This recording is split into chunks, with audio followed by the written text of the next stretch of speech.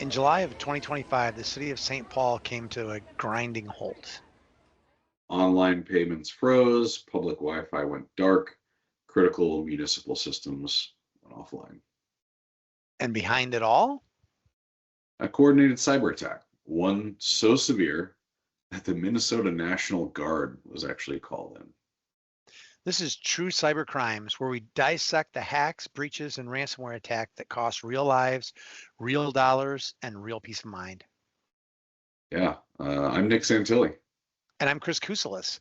Today, we're telling the story of how ransomware assault turned a working city into a digital ghost town and why local governments might be one of the softest targets in cyberspace.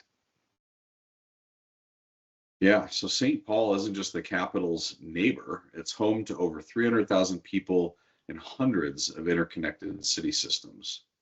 Think permitting databases, utility billing, traffic light controls, payroll for thousands of employees, even community center Wi-Fi. Yeah, all of it runs on the city's IT infrastructure, a network of servers, remote access tools, and third-party platforms. And really, unlike a private sector, city governments often run on really tight budgets and old technology.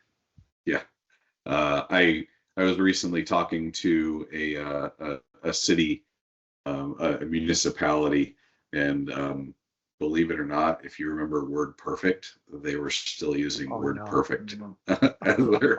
I was like, how are you not using Word? Yeah. Anyway, so that means that when cyber criminals find a way in, those defenses they crumble really, really, really fast. So think of a city's IT infrastructure like a nervous system, signals flowing constantly to keep everything functioning.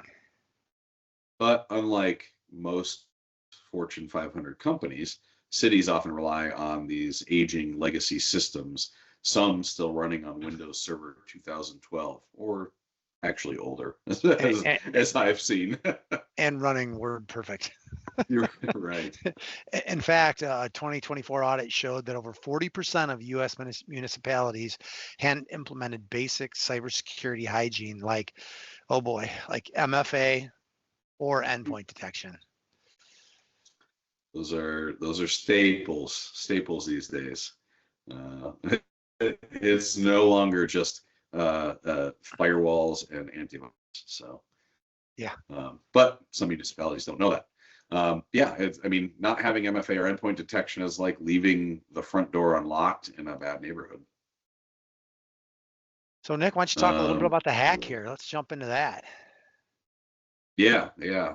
So when this happened, it was just after midnight. So, not usually when a lot of people are really, paying attention and really on their A game if they are up monitoring things.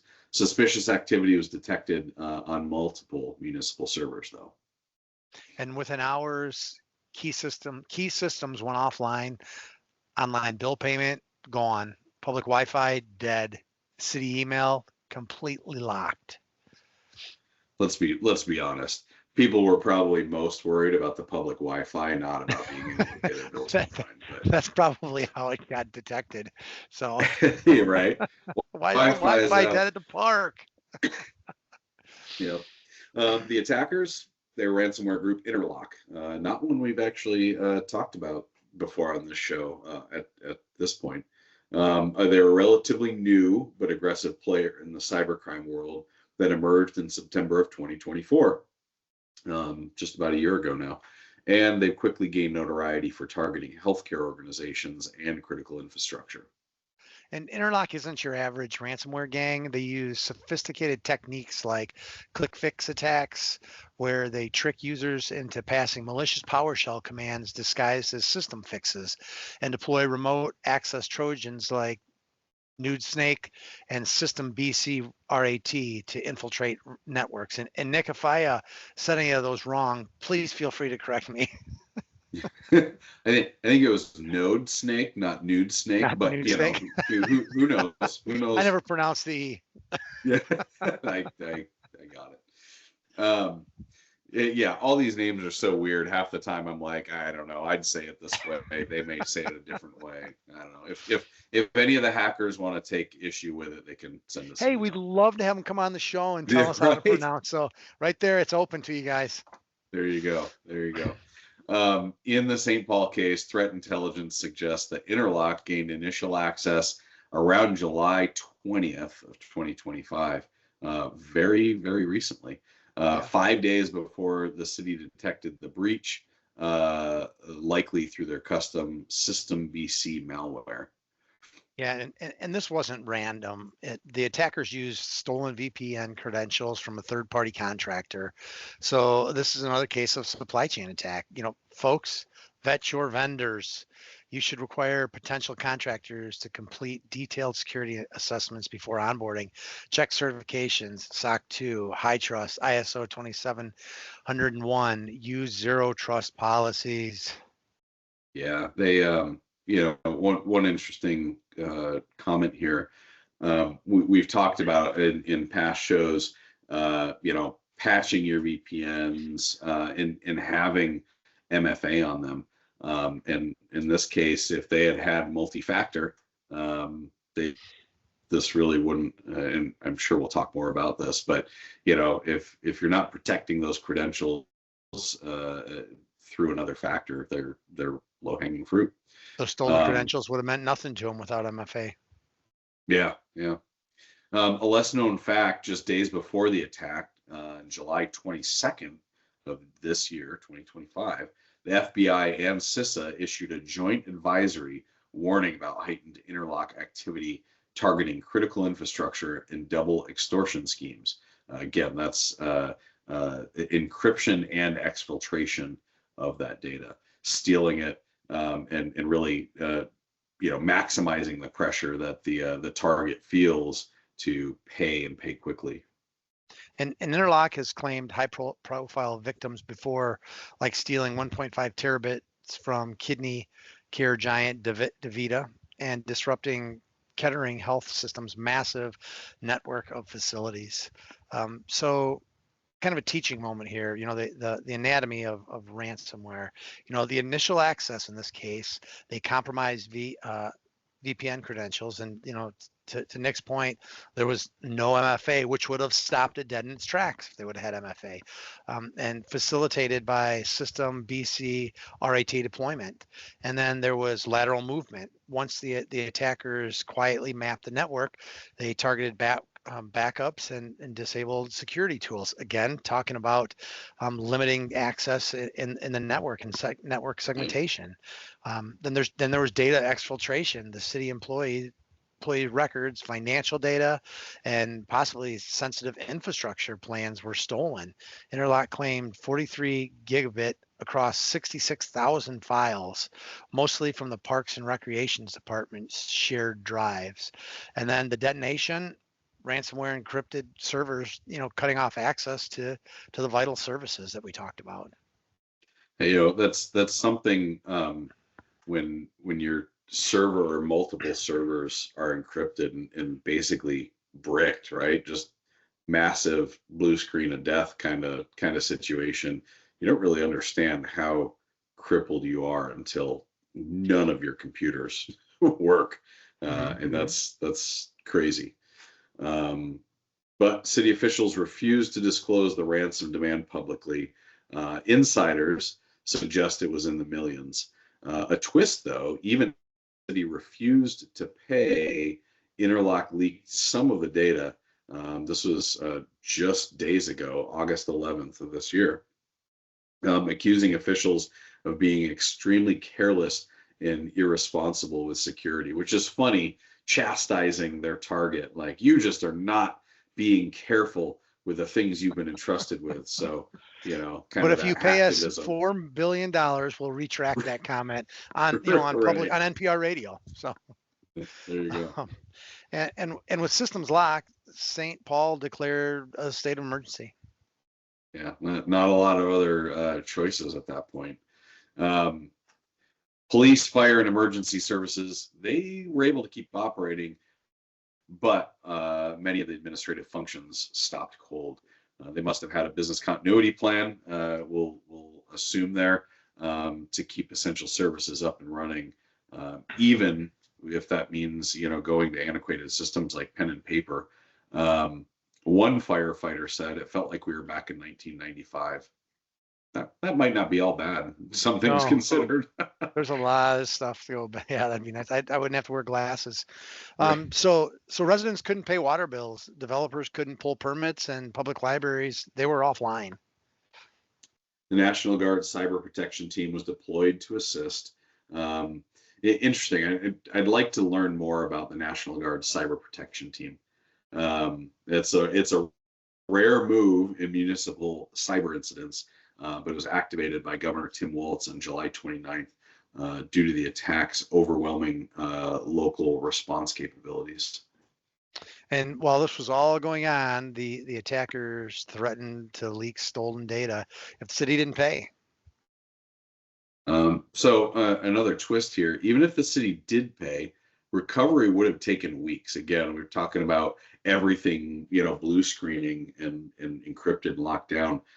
Some of these systems, again, we're talking about legacy systems, not something that, in today's technology age, it tends to be a lot more streamlined and, click a couple buttons and you're back up.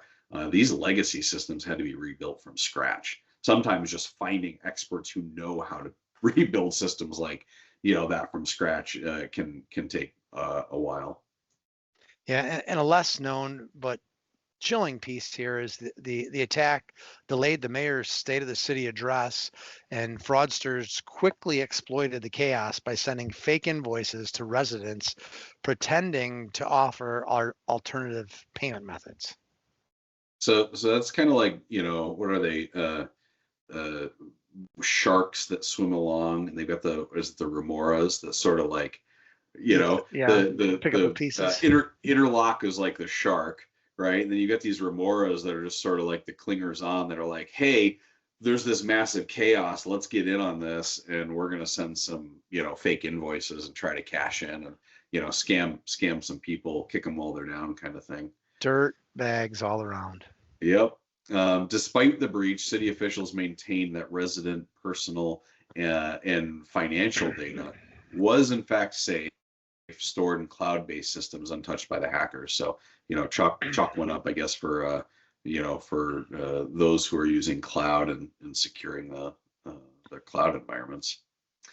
But there was political and legal backlash. The attack reignited debates about federal cybersecurity funding for local governments. And some lawmakers proposed a cyber FEMA, a national emergency response unit for disaster recovery. And in all honesty, that's going to happen. It's got to happen with these kind of disasters happening. Yeah, I would think so. Insurance companies, they're rethinking coverage. We've seen a lot of evolution in cyber insurance coverage in their business models in the last few years.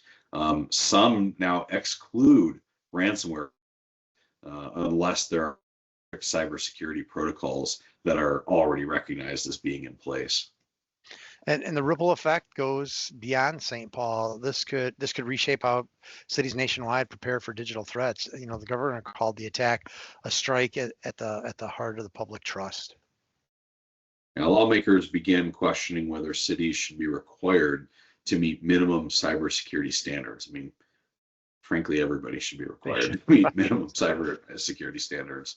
In the U.S., cities and local governments are not universally required to meet one single national minimum cybersecurity standard, which is crazy. Some states have enacted, I'm biased, but that's crazy. Some states have enacted cybersecurity mandates for municipalities, especially around protecting personal data. New York's got their SHIELD Act. Texas has their Cybersecurity Act, for instance. If a city processes federal tax information, it must follow IRS publication 1075 security controls. NIST cybersecurity framework and CIS controls are common benchmarks, but they're not mandated. And this is something I come across frequently. It's a good suggestion, but not a requirement. And people frankly need to pick a pony and align to it. Yeah, It's agreed. just my opinion. Totally agree. And this we're talking about this in the end of August, and this just happened. So we're going to find out more as this goes along. But lawsuits are probably going to follow, especially if any of that leaked data exposes residents to fraud or identity theft. As for St. Paul, the budget hit, it's going to be massive. Again, going back to finding experts who can rebuild legacy systems from scratch, that doesn't come cheap. It takes time and it takes expertise that's not around much anymore. Recovery costs are expected to exceed $15 million, which, for a municipality, that's big money. Yeah. Yep. Let's find some new taxes. Yeah. And adding to the context, this attack is part of a surging trend. 46 confirmed ransomware hits on U.S. government entities in 2025 alone, marking a worrying escalation in targeting public services for mass disruption. Yeah, imagine your city offline for 3 days. No traffic lights, no payroll, no emergency alerts. It might feel like the purge. and and can your government survive that? That's the question. Nick, could your family, Chris, this wasn't just a tech failure, it was a civic stress test. Yeah, for sure. Many cities, I think, would fail at this. Governments are prime targets. They have low budgets. They are responsible for critical services, and there's a ton of public pressure to respond and restore these things quickly. So, vendor risk is real. This breach came through a contractor's account. I imagine that is not going to be a contractor for the city much longer, or for any city. No, yeah, that's going to be bad, bad for business. But we've shown we have short memories on stuff like this, so who knows? Yeah. The incident response plan, have it and test it. We've talked about this before. If you're not testing it, you're not familiar with it, you're not going to be able to use it when the time comes. Stay vigilant after the attack with data leaked. Watch for phishing, spikes in phishing attempts, and monitor accounts.